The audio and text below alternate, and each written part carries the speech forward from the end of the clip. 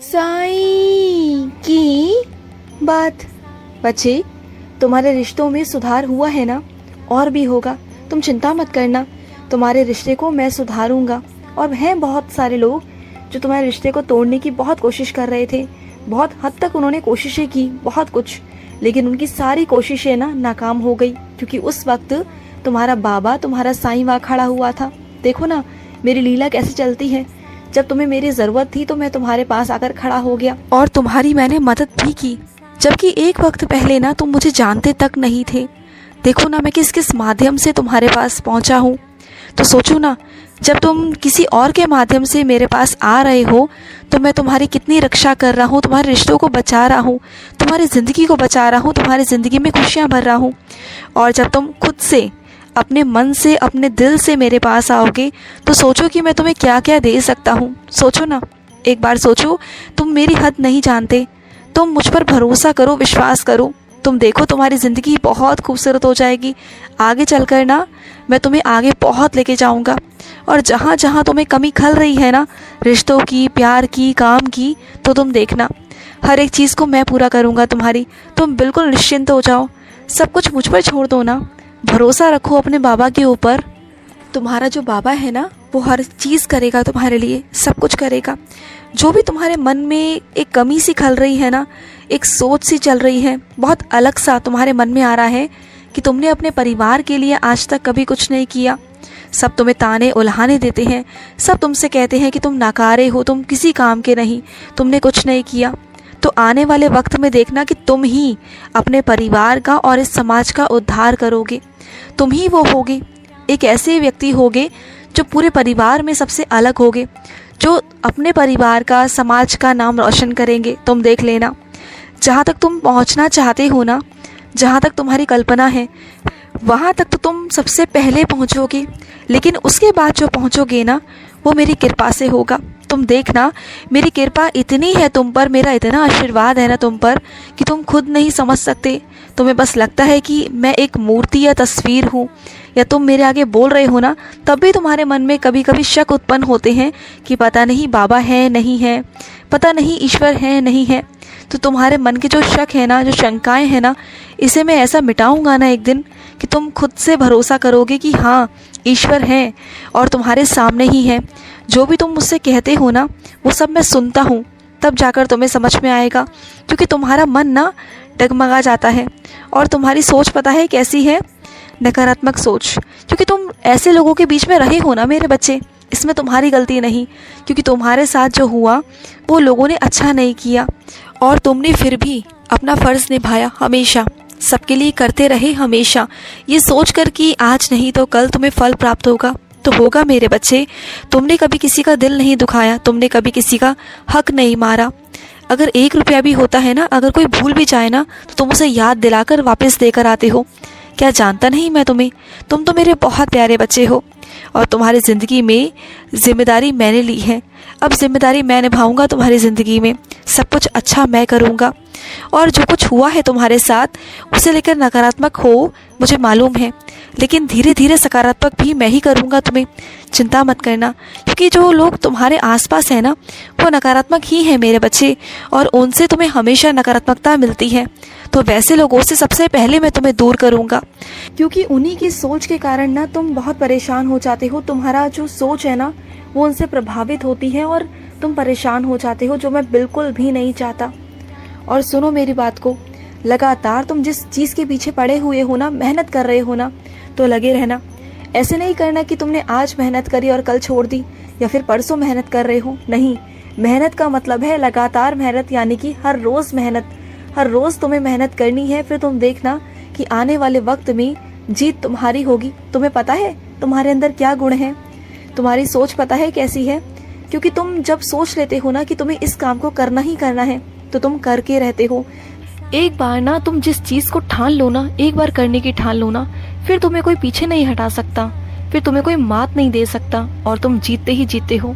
लेकिन जिस दिन अगर तुम ये सोच लो ना कि तुम्हें नहीं करना है, हार माननी है, उस दिन ना तुम बहुत नकारात्मक हो जाते हो। तुम्हारा मन थोड़ा सा विचलित होकर ना डगमगाने लगता है, तुम्हारा विश्वास डगमगाने लगता है, और उस वक्त ना फिर तुम हार भी जाते हो। फिर तुम्हारा मन भी नहीं करता।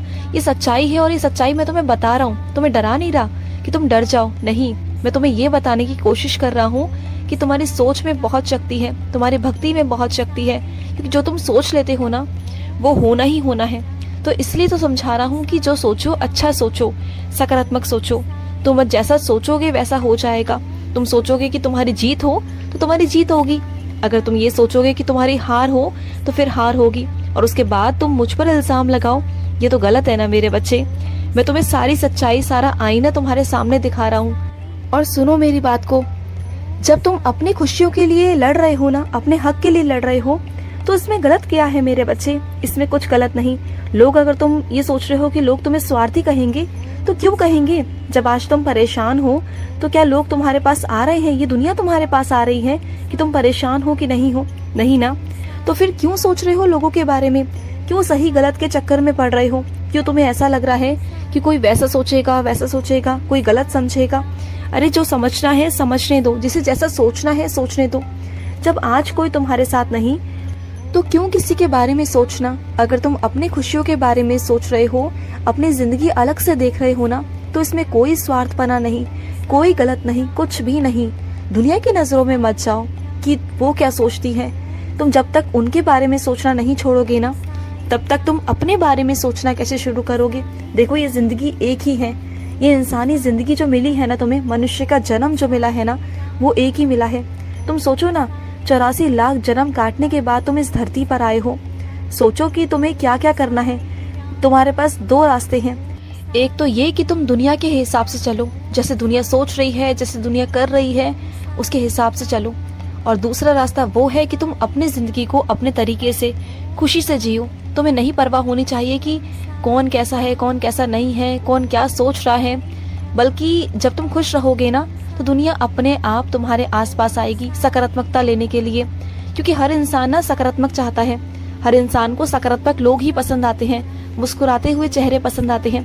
क्या तुमने कभी देखा है कि कोई मुंह लटका कर बैठा है, उदास बैठा है, तो कोई उसके पास गया? या तुम भी गए? सोचो ना, क्या तुम गए कभी किसी ऐसे इंसान के पास जो बहुत मुंह लटका कर बैठा हुआ है, उदास रहता है? तो क्या ऐसे इंसान के पास जाना तुम पसंद करोगे? नहीं करोगे ना। तो फिर दुनिया भी पसंद नहीं करती। और सुनो मेरी बात को, मेरा आशीर्वाद लगातार तुम्हारे साथ है और मैं भी तुम्हारे साथ हूँ। तुम बिल्कुल मत डरो, बिल्कुल भी मत घबराओ। और तुम जिसकी जिंदगी में रोशनी लाने की कोशिश कर रहे हो ना, वो मेरे ही आशीर्वाद से हो रहा है मेरे बच्चे। तुम्हें क्या लगता है कि तुम ऐसे ही किसी की जिंदगी में पहुंच गए? ऐसे ही तुम्हारे दिमाग में चीजें चल रही हैं कि तुम्हें उस इंसान की जिंदगी में खुशियां देनी है, रोशनी भरनी है, उजाले करने हैं? नहीं पगले, ये सब कुछ मेरा रचाया हुआ खेल है। जो तू पहुंचा है ना वहां तक, वो मैं चाहता था कि तू वहां तक पहुंचे। तभी मैंने तेरे लिए अलग अलग जरिए बनाए, तेरा मन पलटने की कोशिश करी, और तब जाकर तुम उस मार्ग तक, उस राह तक, उस तक पहुंच सके हो जो मेरा बच्चा है। और जब तुम उसकी जिंदगी में रंग भरना चाहते हो ना, तो तुम रंग भरना मेरे बच्चे। क्योंकि जैसे जैसे तुम उसकी जिंदगी में रंग भरोगे ना, वैसे वैसे तुम्हारी जिंदगी में भी मैं रंग भरूंगा। जैसे जैसे तुम उसकी जिंदगी में खुशियां दोगे, रोशनी दोगे ना, उजाले लाओगे, वैसे वैसे मैं तुम्हारे जिंदगी में खुशियां लाऊंगा, उजाले लाऊंगा। तुम्हारी जिंदगी बहुत खूबसूरत मैं करूंगा। जब तुम किसी की और के लिए करते हो ना, तो मैं तुम्हारे लिए करता हूँ। जब मेरा बच्चा किसी और के बारे में सोचता है ना, तो ईश्वर उस बच्चे के बारे में सोचता है। तुम्हें फिर किसी से प्रार्थना करवाने की या फिर खुद से प्रार्थना करने की अपने लिए जरूरत नहीं पड़ेगी। जब तुम दूसरे के लिए करते हो ना, तो पूरी कायनात मिल जाती है, और वो कायनात और ईश्वर मिलकर तुम्हारी जिंदगी में रंग भरने की कोशिश करते हैं। और सुनो, जो लोग तुम्हारी कद्र नहीं कर रहे हैं ना, उनके पास रुकने से, ठहरने से ना कोई फायदा नहीं। तुमने बार बार बहुत अपना अपमान करवाया, लेकिन अब वक्त है कि तुम उन्हें ये बताओ कि तुम्हारी कद्र क्या है, तुम्हारी अहमियत क्या है। जब तक तुम उन्हें अपनी अहमियत नहीं समझाओगे ना, वो तुम्हारी अहमियत को कभी नहीं समझेंगे। क्योंकि कभी कभी ना मेरे बच्चे, कुछ चीज़ों के लिए, अपने हक के लिए, अपने आत्मविश्वास के लिए, अपने आत्मसम्मान के लिए लड़ना पड़ता है। और तुम्हें लड़ना पड़ेगा। मैं हर बार लड़ने को नहीं कहता, लेकिन इस बार जरूरत है, क्योंकि जैसे सामने वाला है ना, वैसे तुम्हें बनना होगा। मैं ये नहीं कह रहा कि उसका कोई नुकसान करो, बस उसे समझाने के लिए, और कुछ नहीं मेरे बच्चे। खुश रहो। आज का मध्याह्न साई संदेश समाप्त हुआ।